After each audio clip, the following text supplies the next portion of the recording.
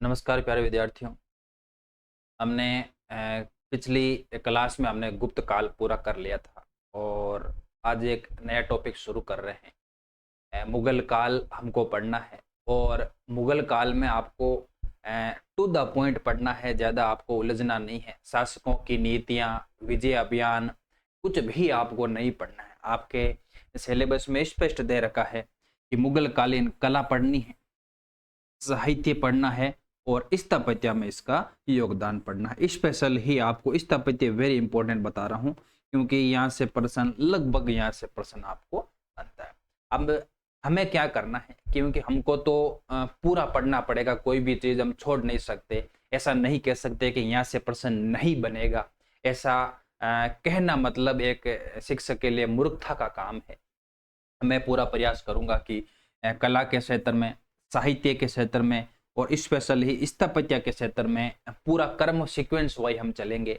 पहले बाबर की पढ़ेंगे, फिर अकबर हुमायूं की थोड़ी बहुत चर्चा करेंगे, फिर अकबर, शाहजहां, जहांगीर, औरंगजेब तक के काल की हम स्थापत्य कला पहला हम टॉपिक लेंगे, स्थापत्य कला, क्योंकि ये सबसे महत्वपूर्ण है। और मुझे लगता है कि सर्वाधिक प्रश्न यहाँ से बनते हैं। स्पेशली हम शाहजहां और अकबर की स्थापत्य के निर्माण के बारे में विस्तार से हम थोड़ा बहुत जानने का प्रयास करेंगे। और उसी क्रम में आज ये पहली क्लास है, नया टॉपिक हम शुरू कर रहे हैं। जो भी विद्यार्थी नोट्स बना रहे हैं वो नोट्स बना लेना।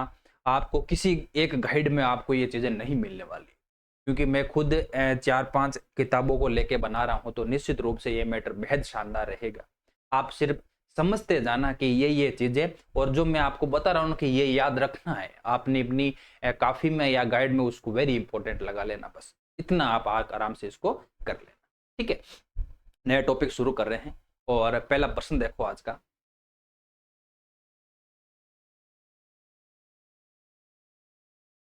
मुगल कालीन स्थापत्य कला के बारे में कौन सा कथन सही है?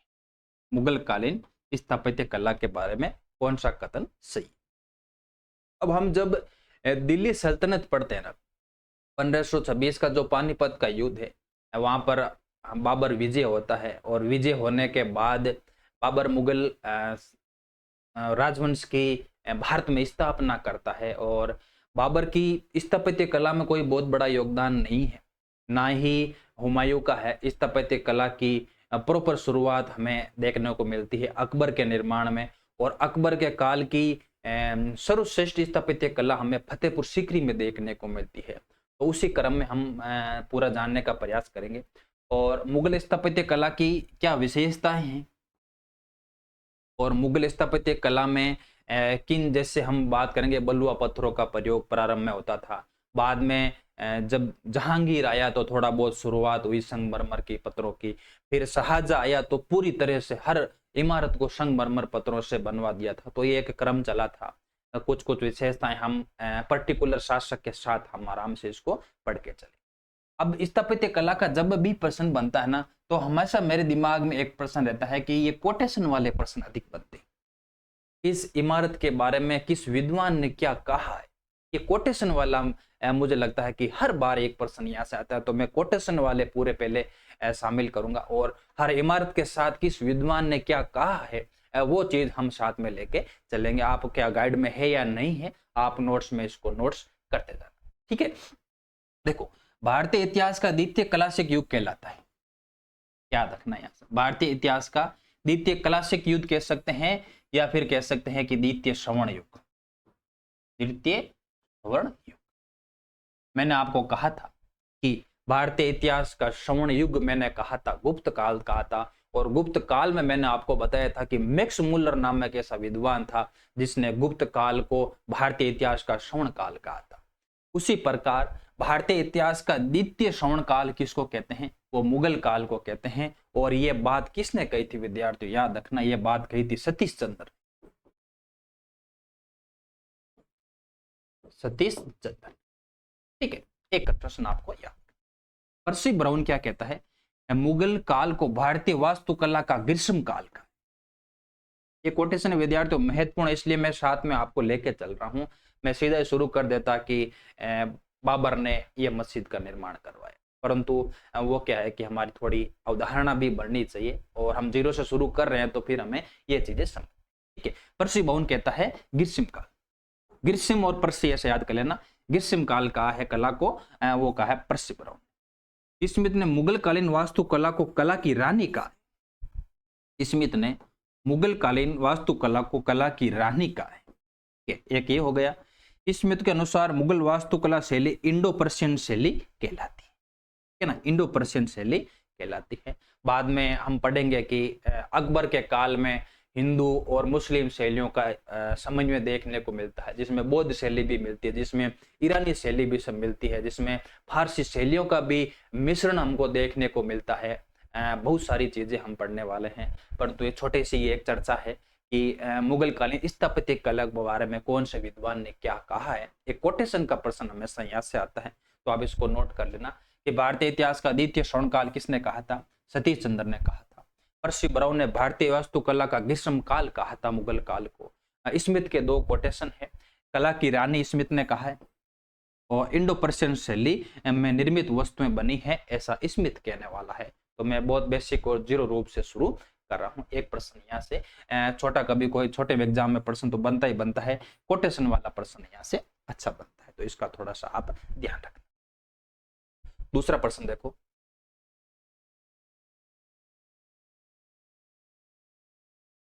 दूसरा प्रश्न देखो, मुगल बादशाह बाबर के निर्माण कार्यों के बारे में कौन सा कथन सही? अब जब भी हम मुगल बादशाह बाबर की चर्चा करते हैं तो बाबर का ज्यादा समय मिला नहीं था निर्माण कार्यों में, क्योंकि वो ज्यादातर कंधार अभियानों में उलझा रहा था, भारत में हमेशा युद्ध ही लड़ता रहा था, इसका कोई ज्यादा समय नहीं मिला स्थापत्य कला में।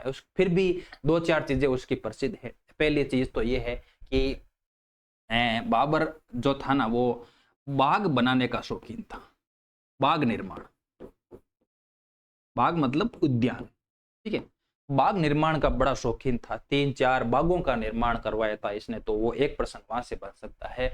और कुछ ऐसी रचनाएं हैं, एक प्रश्न पिछले एग्जाम में पूछ लिया गया था विद्यार्थियों, 4 ऑप्शन दे दिए थे और नीचे कोटेशन के ऑप्शन डाले हुए थे कि कौन सी स्थापत्य इमारतें या कौन सी ऐसी रचना जो बाबर द्वारा निर्मित है, ठीक है ना। तो वहां 4 ऑप्शन थे, उसमें से 2 ऑप्शन विद्यार्थियों ऊपर वाले हैं जो मैंने अभी डाले।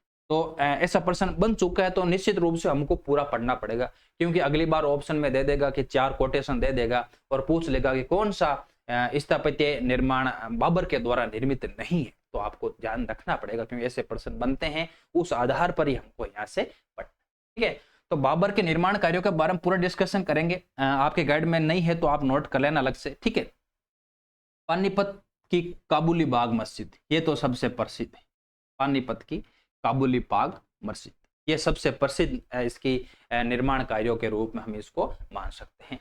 संभल यह रुहेलखंड की जामा मस्जिद का निर्माण मीर बाकी ने किया था। मीर बाकी याद रखो या नहीं रखो, संभल की जामा मस्जिद जरूर आप याद रखना। और ये 2 ऑप्शन वहां आपको दिए हुए थे, इसलिए मैं आपको पूरा करवा रहा हूं, ठीक है। अयोध्या की बाबरी मस्जिद, जिस पर राम मंदिर बना है, पहले मंदिर ही था, फिर बाद में बाबर ने इसको तोड़वा के बाबरी मस्जिद बना दी थी। बाबरी मस्जिद का निर्माण मीर बाकी ने इसका करवाया था।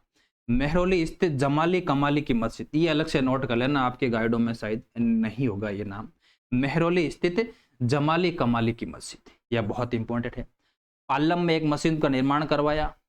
आगरा के पुराने किले में भीतर एक मस्जिद बनवाई थी, ये इतने इंपॉर्टेंट नहीं है, परंतु ऊपर के ये 4 बहुत इंपॉर्टेंट है। ऊपर के ये 4, पानीपत की काबुली बाग की मस्जिद तो सबसे फेमस है इसकी, और संभल की जामा मस्जिद बहुत फेमस है। निर्माण किसने करवाया इतना डीपली नहीं पूछे, फिर भी मैंने ऐड कर दिया है। ये मेहरौली स्थित जामाली कमाली की मस्जिद विद्यार्थियों, ये मैं आपको वेरी इंपॉर्टेंट लगा रहा हूँ, क्योंकि पर्टिकुलर ये पूछ लिया ना तो फिर 99% वहाँ कंपटीशन खत्म हो जाता है, क्योंकि ये चीजें हमें गाइडों में नहीं मिलती, इसलिए हम कभी देख ही नहीं पाते।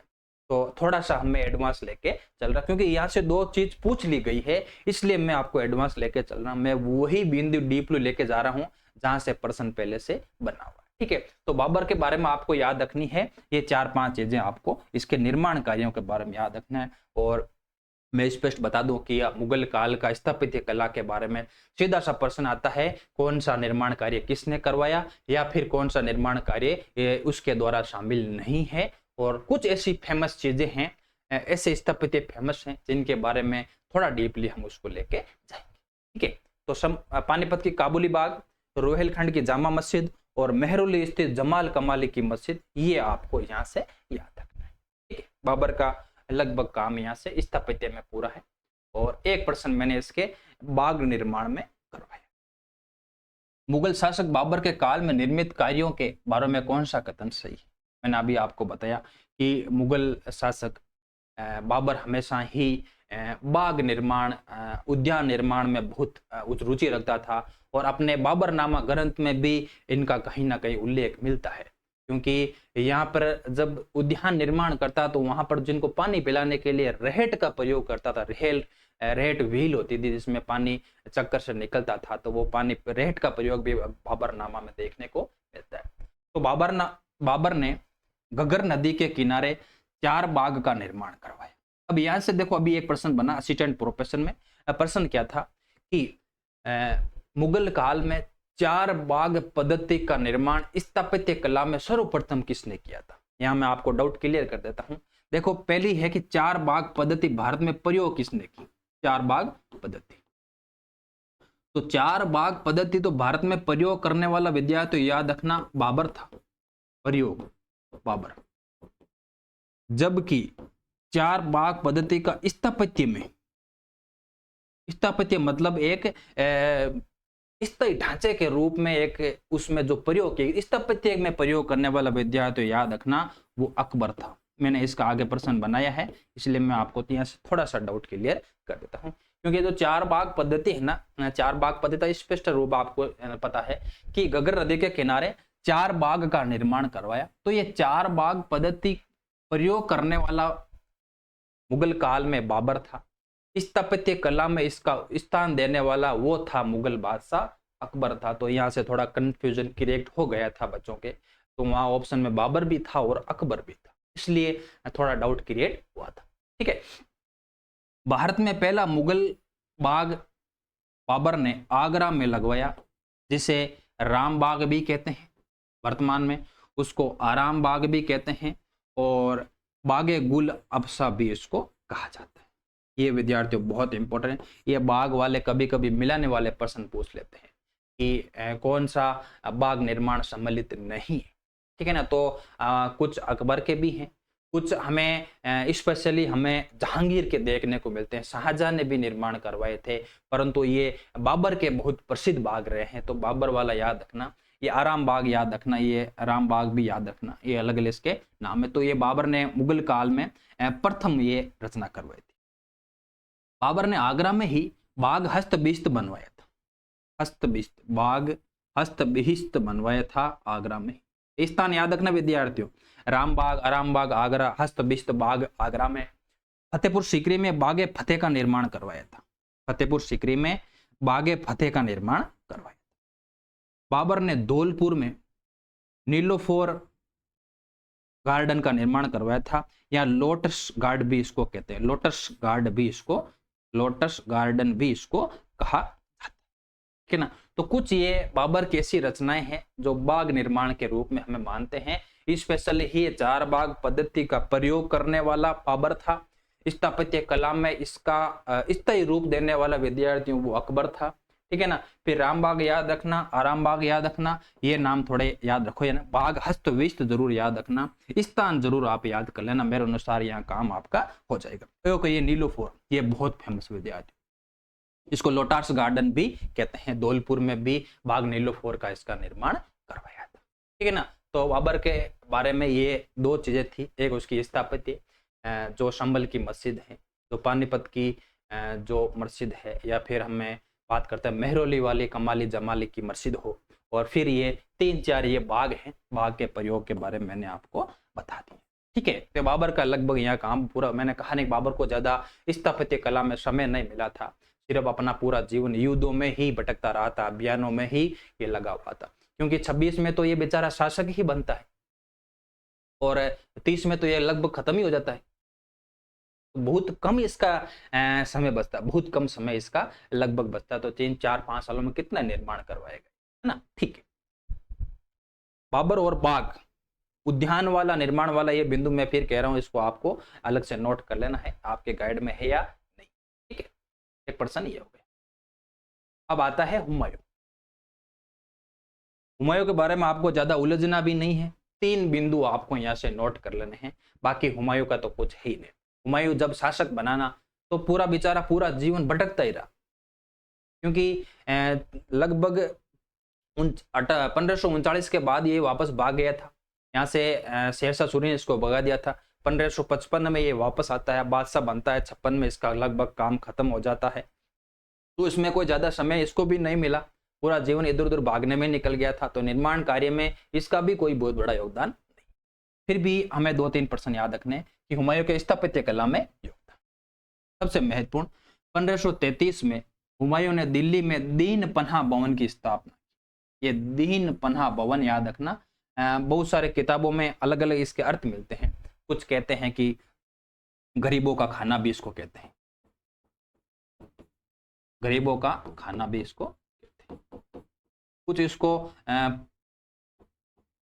पुण्य स्थल भी इसको कहते हैं। ठीक है ना, तब जो भी रहा हो, दीन पन्ना याद रखना बस इतना कि दीन पन्ना भवन निर्माण के किसने किया था, वो हुमायूं ने किया। एक ये है आगरा की कचपुरा मस्जिद, 1530 में इसने बनाई थी, याद। ये बहुत इंपॉर्टेंट है, ये बहुत हिडन पर्सन है, मैं बता रहा हूं। आगरा में मस्जिद निर्माण करवाई थी, ये गाइडों में थोड़ी बहुत लाइन लिख रही है, परंतु आगरा में ये कचपुरा मस्जिद बनवाई थी, ये नाम आपको नहीं मिल रहा होगा, इसलिए आपको अलग से इसको नोट कर लेना। हरियाणा के फतेहाबाद में फारसी शैली की बनी मस्जिद बनती है। बाकी विशेषकर इसके 2 ही ये रचनाएं हैं, 3 रचनाएं आप याद कर लो। आगरा की कचपुरा की मस्जिद है, और ये दीन पन्ना नगर इसने बनवाया था, दिल्ली के पास ही इसको बनवाया। बस हुमायूं का यहाँ से काम खत्म है, क्योंकि हुमायूं को मैंने कहा नहीं आपको, हुमायूं के बारे में ज्यादा आपको नहीं पढ़ना स्थापत्य कला में। चित्रकला में हाँ थोड़ी बहुत चर्चा रहेगी, बाकी इसका कोई बड़ा योगदान नहीं। 2 शासक हमारे कंप्लीट हो गए। तीसरा शासक आता है मुगल बादशाह अकबर। इसको और छोटा कर देता हूं, ठीक है।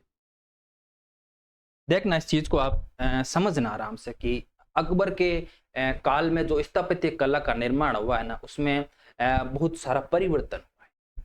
जो चीजें बाबर और हुमायूं के काल में चल रही है ना, उसमें से उसने परिवर्तन किया है, इसलिए यह काल सबसे प्रसिद्ध है। और अगर स्थापत्य कला का बनेगा, सबसे प्रसिद्ध प्रश्न बनेगा, तो इस अकबर के निर्माण कार्यों के बारे में बनेगा। ठीक है ना। तो अकबर, मुगल बादशाह अकबर कालीन स्थापत्य कला की विशेषताओं के बारे में कौन सा कथन सही? क्योंकि देखो परिवर्तन हुआ है भाई, चीज फेमस हुई है, इसका मतलब उसने स्थापत्य कला में परिवर्तन किया है, शैली में परिवर्तन किया है, इसने बहुत सारी शैलियों का मिश्रण किया है। तो मैं पूरा डिटेल से आपको बता देता हूँ कि अकबर के काल में अधिकांश इमारतों का निर्माण लाल पत्थर से हुआ था, है ना। कहीं ऐसी 1-2 जगह ऐसे स्थान है जहां से संगमरमर का निर्माण कार्य किया गया था, बाकी जितनी भी इमारतें बनी हैं वो लाल पत्थर से बनी है। ठीक है ना। एक विशेषता तो ये हो गई। अकबर काल में मेहराबी और सहराती शैली का प्रयोग हुआ था, ये मुगल काल में पहली बार हुआ। इससे पहले इमारतों में कभी भी ये शैली का प्रयोग नहीं किया गया था, मेहराबों का प्रयोग नहीं किया गया था, और सहतीर का प्रयोग भी इसमें नहीं किया गया। तो ये अकबर की एक विशेषता रही है इस शैली की। ठीक है ना। इसके काल की स्थापत्य कला की विशेषता ये थी कि लकड़ी के भवन एक स्थान से दूसरे स्थान पर ले जा सकते थे। ये भी बड़ी गजब की बात है, क्योंकि ये कभी कोई प्रश्न आ जाए ना कि किस मुगल बादशाह ने अपने स्थापत्य कला में ऐसा निर्माण किया कि स्थान से लकड़ी, एक स्थान से लकड़ी का महल दूसरे स्थान से लेके जा सकते थे, तो ये भी एक अकबर के काल की विशेषता रही। अबुल फजल ने, ये कोटेशन विद्यार्थियों बहुत महत्वपूर्ण, बादशाह ने आलीशान इमारतों की योजना बनवाई, अपने मस्तिष्क और हृदय की रचना को पत्थर और मिट्टी की पोशाक पहनाई थी। ये विद्यार्थी वेरी इंपॉर्टेंट लगा रहा हूं। मैंने कहा ना कि ये मुगल काल के स्थापत्य कला के जितने भी कोटेशन है ना, कोटेशन अलग से नोट कर लेना, मेरे कहने पे आपको 1 नंबर दिला के जरूर जाएगा आपको। ठीक है ना। अबुल फजल का कहता है कि अकबर ने आलीशान इमारतों के बारे में सोचा, और उन इमारतों के बारे में अपने मन से, अपनी हृदय की रचना से इन्होंने अपनी एक पोशाक पहनाई थी अलग से। तो ये आप याद रखना। पर्सी ब्राउन का कथन है। पर्सी ब्राउन ने कहा है कि अकबर कालीन वास्तुकला की शैली, थोड़ा मैं इसको और ऊपर ले लेता हूं, छोटा कर देता हूं, ठीक है। पर्सी ब्राउन ने कहा है कि अकबर कालीन वास्तुकला की शैली समन्वय युग और परिस्थितियों की उपज थी। तो ये दो कोटेशन है। और मुगल बादशाह अकबर ने जो परिवर्तन किए हैं, परिवर्तन स्पेशली याद रखना, एक तो ये लाल पत्थरों का प्रयोग किया गया था, ये शैली मेहराब और तहसीर शैली पहली बार प्रयोग की गई थी, ठीक है। ऐसे लकड़ी के भवन बने थे जो एक स्थान से दूसरे स्थान पर उठा के ले जाया जा सकता था, ऐसे भवन भी बने हुए थे, ठीक है। फिर अबुल फजल का कथन है, ये याद रखना मोस्टली ये दोनों कथन। फिर पर्सी ब्राउन का ये कथन, दो कथन यहाँ से मोस्टली आपको याद रखने हैं। बाकी अकबर के निर्माण कार्यों की पूरी डिटेल से हम इसकी चर्चा करने वाले, ठीक है। ये बिंदु आपको लग रहा है कि मेरे लिए इंपॉर्टेंट है तो अलग से आप इसको नोट कर लेना, स्पेशली ही कोटेशन वाले, है ना।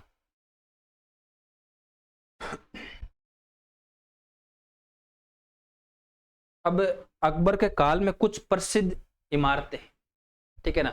मैं आपको पहले स्पष्ट बता देता हूं कि अकबर के काल में एक तो हुमायूं का मकबरा आपको याद रखना है, फिर आपको याद रखना है फतेहपुर सीकरी के निर्माण कार्यों के बारे में, जैसे बुलंद दरवाजा हो या फिर मरियम उज्जैनी का महल ही क्यों ना, तुर्की सुल्ताना की कोठी ही क्यों ना हो, बहुत सारी ऐसी चर्चा है। पर जो मैंने प्रसिद्ध है ना, प्रसिद्ध के बारे में मैंने अलग से प्रश्न बना के रखे हैं। जैसे ये अकबर काल की सबसे प्रसिद्ध रचना है कि अकबर के काल में निर्मित हुमायूं के मकबरे के बारे में कौन सा कथन सही।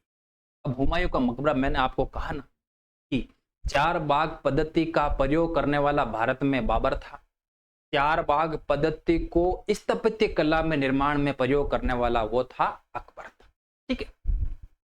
इसका निर्माण कार्य हाजी बेगम ने मिर्जा गयास बेग की देख रेख में करवाया था। ये ईरानी वास्तुकला से प्रेरित थे। याद रखना, हुमायूं की पत्नी थी हाजी बेगम, हाजी बेगम। इसका वास्तुकार कौन था,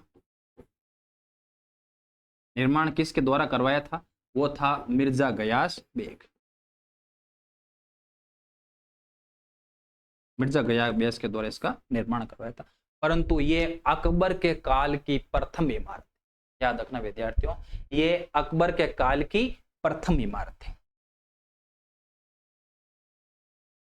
अकबर काल की प्रथम इमारत,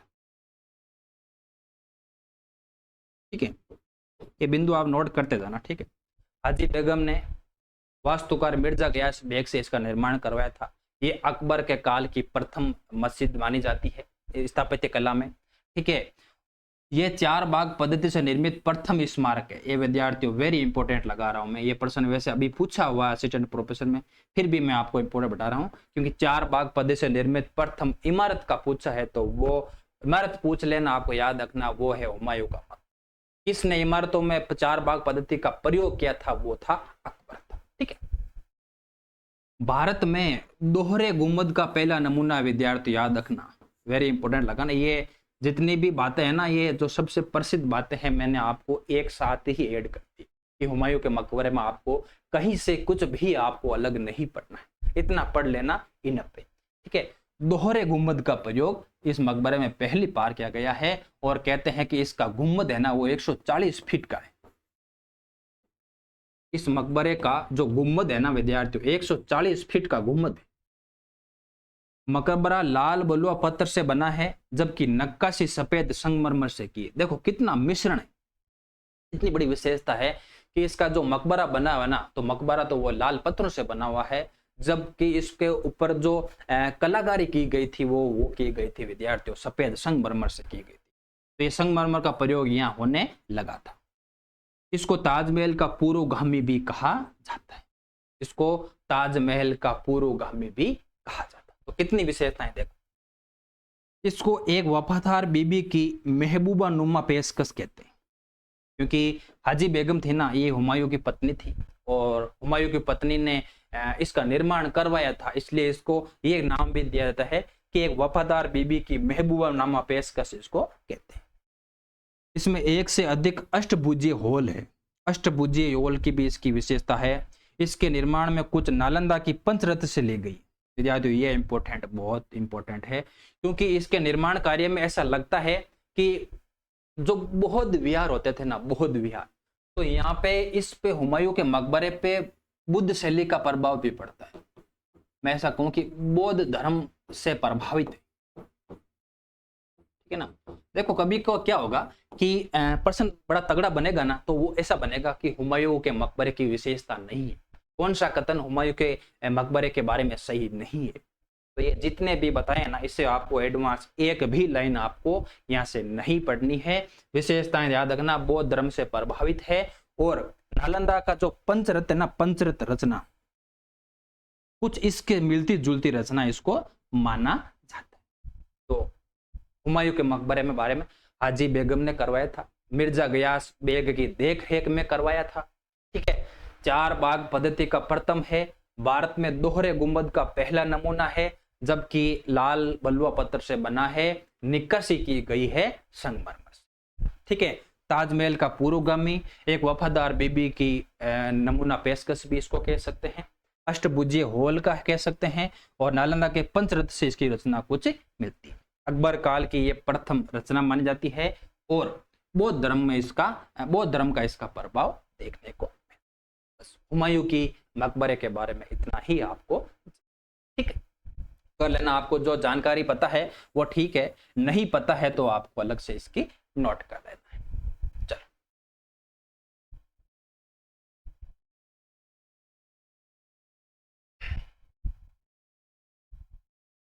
हुमायूं का मकबरा पढ़ लिया हमने, और कुछ और रचना है जिसकी दिल्ली में इसने निर्माण करवाया था अकबर ने। कि अकबर द्वारा निर्मित दिल्ली की इमारतों के बारे में कौन सा कथन सही, क्योंकि अकबर का देखो मुख्य शासक है, तो प्रश्न यहाँ से लगभग बनना तय है। अब प्रश्न कैसे भी पूछ ले, प्रश्न पूछ ले कि कौन सी रचना आगरा में निर्मित नहीं है, अकबर कालीन कौन सी रचना दिल्ली में निर्मित नहीं है, अकबर कालीन कौन सी रचना फतेहपुर सीकरी में निर्मित नहीं है। तो इस प्रकार का 1-2 प्रश्न पहले से बने हुए हैं, तो इस टॉपिक से तो आप थोड़ा सा मैं आपको आगाह कर देता हूं कि ये चीजें याद रखना। अब दिल्ली में और कौन सी है, एक तो हमने पढ़ लिया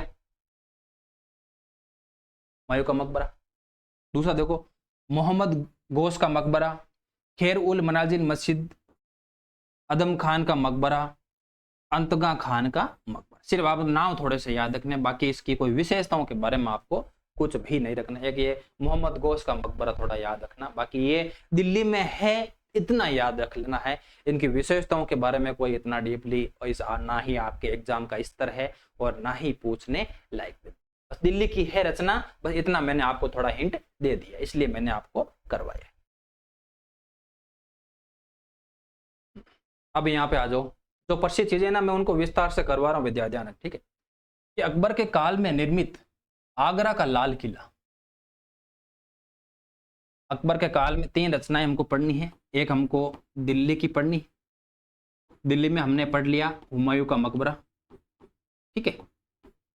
फिर हमको आगरा जाना है, आगरा में हमको लाल किला पढ़ना है, लाल किला की विशेषता पढ़नी है, ठीक है।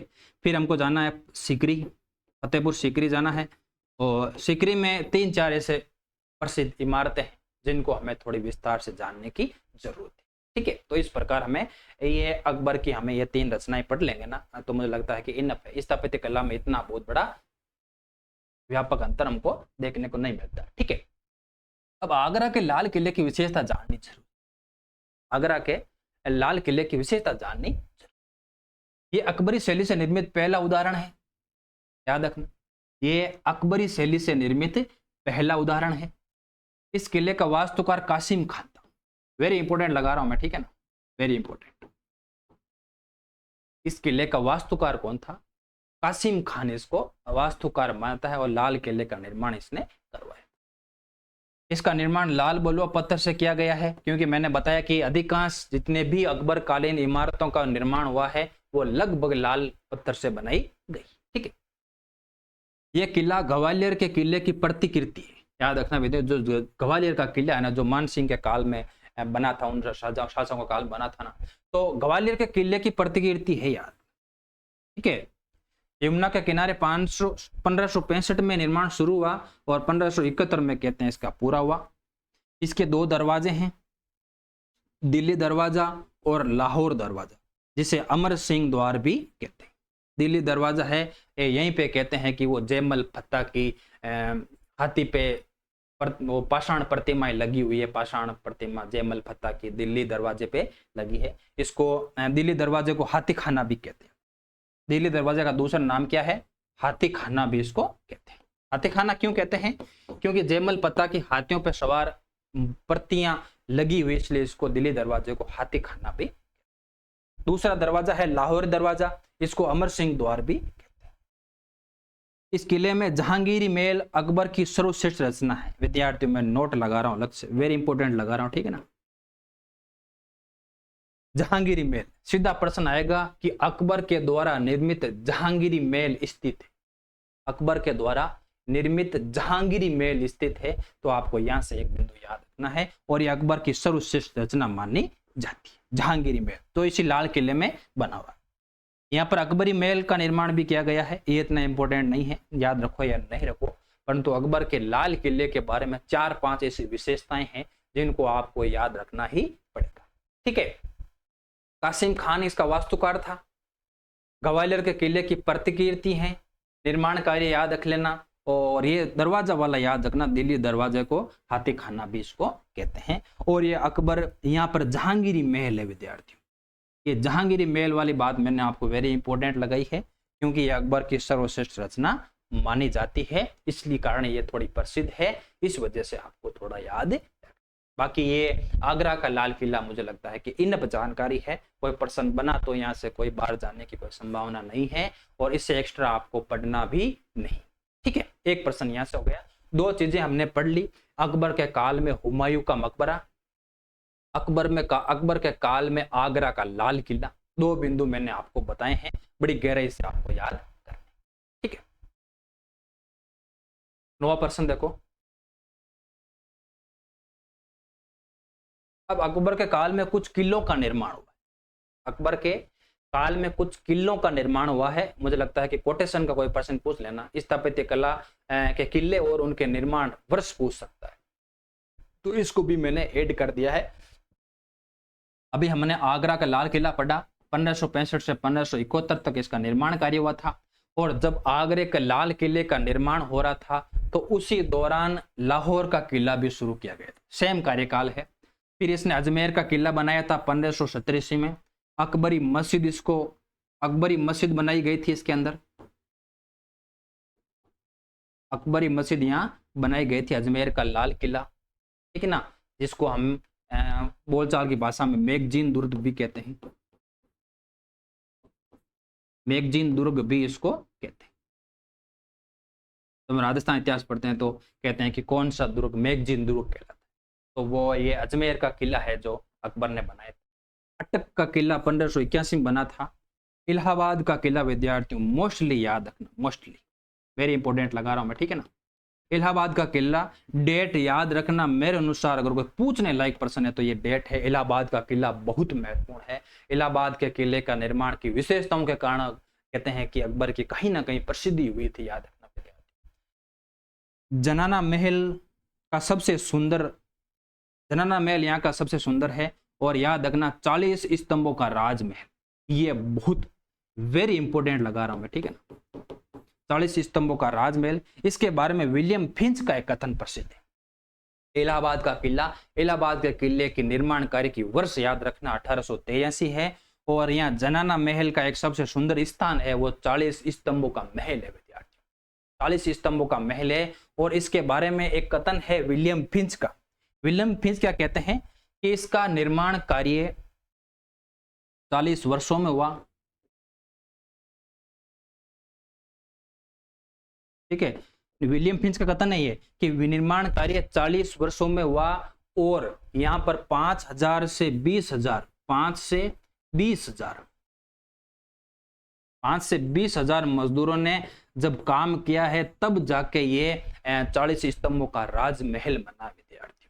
तो ये 40 स्तंभों के राजमहल वाला प्रश्न पूछ लेना कि कौन से निर्माण कार्य में शामिल है, तो इलाहाबाद के किले में है ये।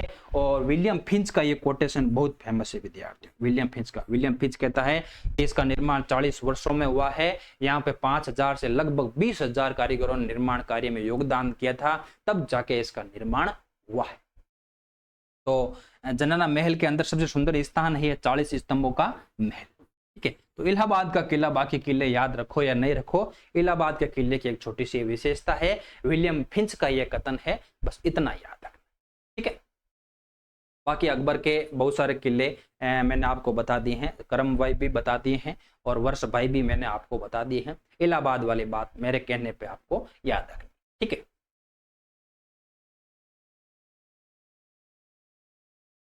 अब याद रखो विद्यार्थी, अकबर का नाम महान मुगल कहलाता है, उसके पीछे ये फतेहपुर सीकरी सबसे प्रसिद्ध है। ये बड़ा क्यों नहीं हो रहा है, कोई बात। मुगल बादशाह अकबर महान होने के पीछे बहुत सारे उसकी विजय अभियान रहे होंगे, बहुत सारे इसके चित्रकला में योगदान रहे होंगे, परंतु फतेहपुर सीकरी के निर्माण ये अकबर को अमर करके चली गई। मैं ऐसा कह सकता हूँ कि अकबर को अमर करके चलने वाली रचना है फतेहपुर सीकरी। फतेहपुर सीकरी की स्थापना हो, फतेहपुर सीकरी का खुद का निर्माण कार्य हो, या फिर फतेहपुर सीकरी के अंदर जो स्थापत्य निर्माण किया है वो आज भी अमर रूप में प्रसिद्ध है। और अकबर के बारे में कुछ पूछे या नहीं पूछे, स्थापत्य कला में फतेहपुर सीकरी का प्रश्न बनना तय।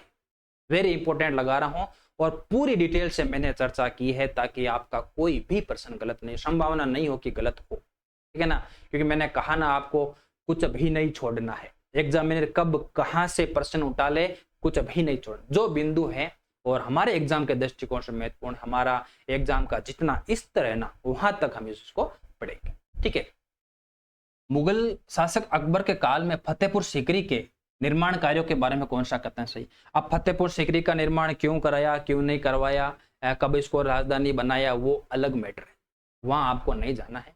फतेहपुर सीकरी में स्थापत्य कला की विशेषता क्या है, बस वो चीजें हमको यहाँ से जाननी। कुछ मैंने कोटेशन दिए हैं विद्यार्थियों, मैं पहले बताता था इस प्रश्न को तो वेरी इंपॉर्टेंट बता रहा हूँ, है ना। पर्सी ब्राउन का कथन है, किसी जादूगर ने फतेहपुर सीकरी का निर्माण किया। ये विद्यार्थियों एक कथन याद रखना, जब भी मैं स्थापत्य कला की बात करता हूं तो ये कोटेशन वाला बिंदु बहुत महत्वपूर्ण। पर्सी ब्राउन का कथन है कि किसी जादूगर ने फतेहपुर सीकरी का निर्माण करवाया। ठीक है, फादर मोंटेरेट यहाँ निर्माण कार्यकाल को देखा था। ठीक है ना, ये अकबर के दरबार में आया था, ये पादरी वर्ग का था और मिशनरी को अनुमति देने के लिए फादर मोंटेरेट आया था और ये कहते हैं कि इस निर्माण कार्य को देखा है। यहाँ जब फतेहपुर सीकरी बन रही थी ना तो ये प्रत्यक्ष दर्शा था इसका, तो ये भी एक पॉइंट आपको याद रखना। फर्ग्यूसन का देखना, ये सबसे फेमस कथन है, सबसे फेमस कथन है फर्ग्यूसन का।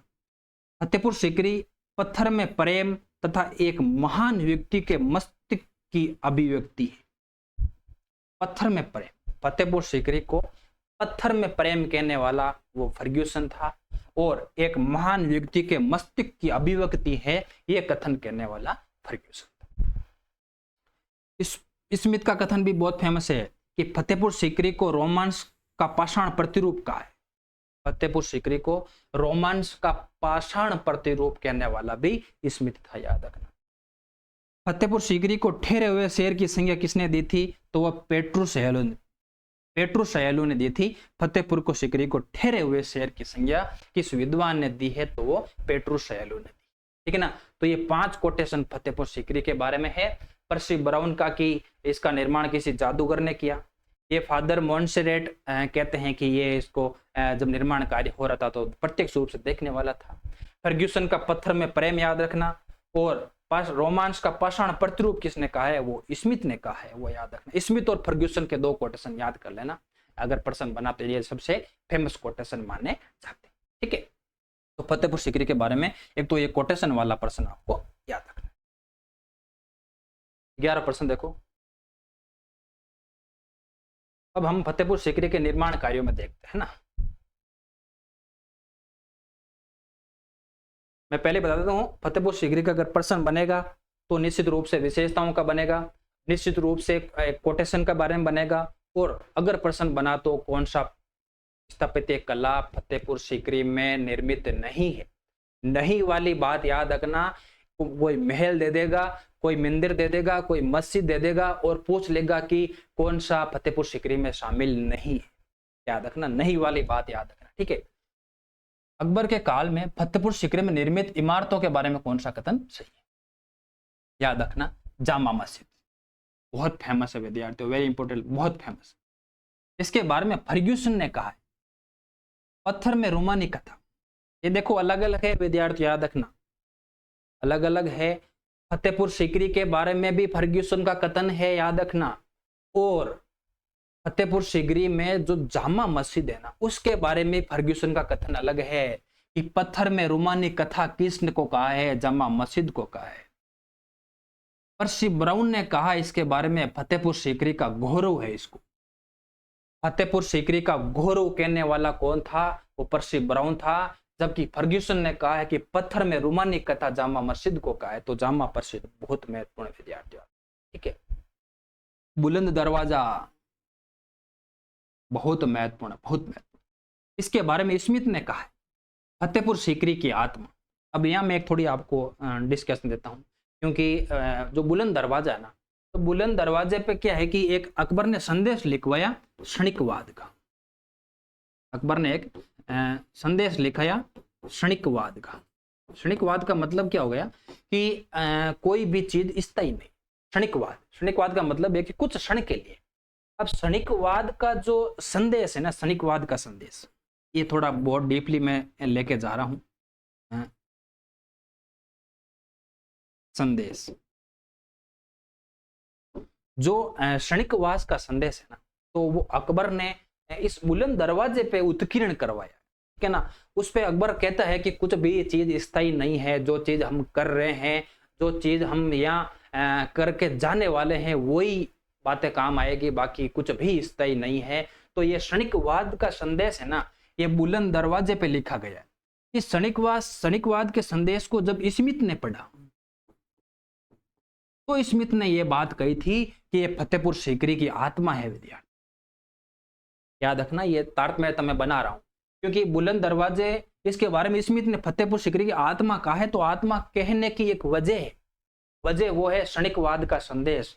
इस क्षणिकवाद के संदेश में अकबर कहता है कि कुछ भी स्थायी नहीं है, जो भी है सब क्षणिकवाद है, ठीक है ना। स्मिथ ने इस बात को पढ़ा और इस बात को पढ़ने के बाद स्मिथ कहता है कि ये जो क्षणिकवाद का संदेश है ना, वो फतेहपुर सीकरी की आत्मा है विद्यार्थी। फतेहपुर सीकरी की आत्मा स्मिथ ने किसको कहा है? इस क्षणिकवाद के संदेश को कहा है। इसलिए इसका कोटेशन बहुत फेमस कोटेशन, ठीक है। इस्लाम शाह का मकबरा भी यहाँ है। पहली बार वर्गाकार मेहराब का प्रयोग, मेहराब का प्रयोग तो बहुत सी इमारतों में हुआ है, परंतु वर्गाकार मेहराब का प्रयोग पहली बार इस्लाम शाह का मकबरा में हुआ है। ये जोधाबाई का महल भी बना हुआ है। इसकी विशेषता विद्यार्थियों यह है कि फतेहपुर सीकरी की सबसे बड़ी विशाल रचना है। फतेहपुर सीकरी के सबसे विशाल महल कह सकते हैं। फतेहपुर सीकरी के निर्माण कार्यों की सबसे बड़ी रचना है, सबसे बड़ी रचना निर्माण कार्यों की सबसे बड़ी रचना, ठीक है। ये मैं आपको साथ में करवा रहा हूं। सबसे बड़ी रचना पूछ ले कि फतेहपुर सीकरी का वह निर्माण कार्य जो सबसे विशाल है, सबसे बड़ा है, याद रखना। तो सबसे विशाल है जोधाबाई का महल। तुर्की सुल्ताना का महल, इस महल के बारे में पर्सी ब्राउन ने कहा है कि स्थापत्य कला का मोती है विद्यार्थी। पर्सी ब्राउन ने इस तुर्की सुल्ताना के महल के बारे में कहा है कि स्थापत्य कला का मोती है। तो विद्यार्थियों ये हर एक बात मैं कह रहा हूं ना, हर एक बात मोस्ट इंपोर्टेंट लगा के याद कर लेना विद्यार्थियों। जामा मस्जिद के बारे में ये दो कथन है, याद रखना, फर्ग्यूसन और पर्सी ब्राउन का। और बुलंद दरवाजा क्षणिकवाद के संदेश को स्मिथ कहता है कि फतेहपुर सीकरी की ये आत्मा है। और इस्लाम शाह का मकबरा में वर्गाकार मेहराब का पहली बार प्रयोग हुआ था। जोधाबाई के महल फतेहपुर सीकरी के निर्माण कार्यों की सबसे विशाल रचना है, ये भी अलग से याद रखनी है। और तुर्की सुल्ताना के महल के बारे में पर्सी ब्राउन का कथन है कि ये स्थापत्य कला का मोती, ठीक है ना। तो फतेहपुर सीकरी के बारे में आधे हमने पढ़ लिए हैं जो सबसे फेमस है। मैंने कहा ना, ये नाम जरूर याद रखना, कोटेशन जरूर याद रखना, बस आपका काम यहां से हो जाएगा, ठीक है। आगे बढ़ते हैं। फतेहपुर सीकरी में कुछ और निर्माण कार्य हैं। कुछ और निर्माण कार्य बचे। बेसिक आपको याद रखना, यहाँ उलझना नहीं कि अकबर के काल में फतेहपुर सीकरी के निर्मित इमारतों में कौन सा कथन सही है।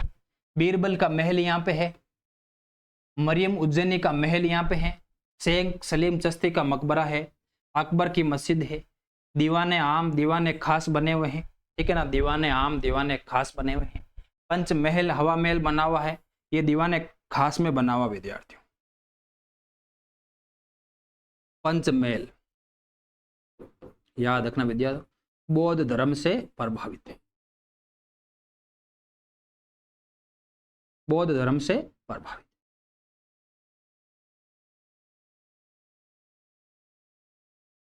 बौद्ध धर्म से प्रभावित है, ठीक है, ये आप लिख लेना। पंचमहल या इसको हवा महल भी कहते हैं, ये दीवाने आम का एक भाग, दीवाने खास का एक भाग था, पंचमहल इसको कहते हैं। चहार खाना जो दीवाने खास का एक भाग था, ये चार खाना भी ये बना हुआ था। एक चहार सुक है। फतेहपुर सीकरी निर्माण के भवनों में क्रम की दृष्टि से ये अंतिम रचना विद्यार्थियों, ये प्रश्न आया था विद्यार्थियों, असिस्टेंट प्रोफेसर में प्रश्न आया था पिछली असिस्टेंट प्रोफेसर में कि फतेहपुर सीकरी के निर्माण कार्यों की अंतिम रचना कौन सी। अंतिम रचना का मतलब है जो अंतिम रूप में कौन सा स्थान बना था, वो चहार सुक था विद्यार्थियों, ये अंतिम रचना है। बाकी ये जितने भी स्थापत्य कला है ये सभी फतेहपुर सीकरी में निर्मित है। अगर अब आपको प्रश्न पूछ ले कि फतेहपुर सीकरी में कौन सा निर्माण स्थापत्य नहीं है, तो आपका प्रश्न गलत नहीं होना चाहिए। और भी बहुत सारी है, परंतु इतना हमको यहाँ से नहीं पढ़ना है, डीपली नहीं पढ़ना है। फतेहपुर सीकरी की कोटेशन याद रख लेना, फतेहपुर सीकरी के जो 4-5 मैंने विशेषताएं बताई है वो याद रख लेना, बस आपका काम हो। ये फतेहपुर सीकरी के निर्माण कार्य ही थे कि अकबर आज भी अमर है, ठीक है। अकबर का काम हमने पूरा कर लिया है,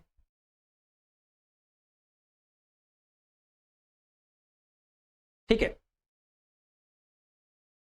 अकबर का लगभग स्थापत्य कला हमने पूरा कर लिया है। मैं कह रहा हूं आगरा, दिल्ली और फतेहपुर सीकरी, 3 स्थान आपको याद रखने हैं अकबर के बारे में, ठीक है। अब हम बात करेंगे कि जहांगीर, अकबर के निर्माण कार्यों में जितनी भी रचनाएं हुई है ना अकबर के निर्माण कार्यों में, लगभग बलुआ पत्थर का हमें देखने को मिलता है।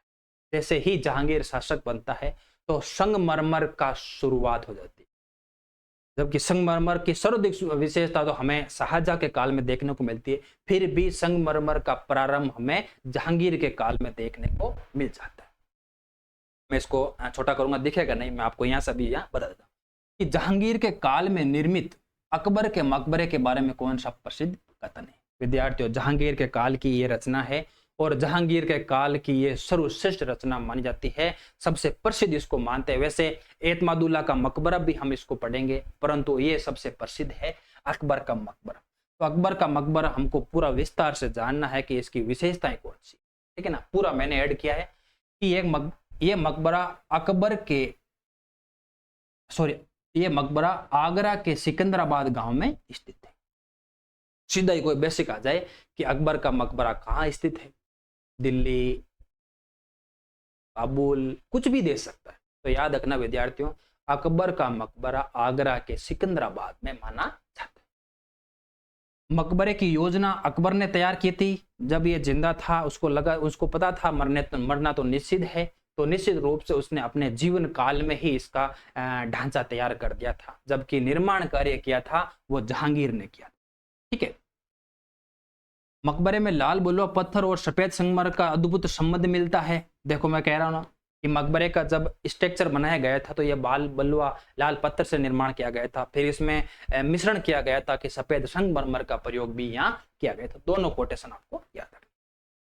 पर्सी ब्राउन ने इस मुगल कला की सर्वश्रेष्ठ उपलब्धि कहा है। ये कथन वेरी इंपॉर्टेंट लगा रहा हूं मैं, वेरी इंपॉर्टेंट। आप कहोगे कि सर सारे कथन ही वेरी इंपॉर्टेंट है, तो विद्यार्थियों प्रश्न इन कथनों के बारे में ही बनता है, ठीक है ना। मुगल कला की सर्वश्रेष्ठ उपलब्धि कहा है पर्सी ब्राउन ने अकबर के मकबरे की।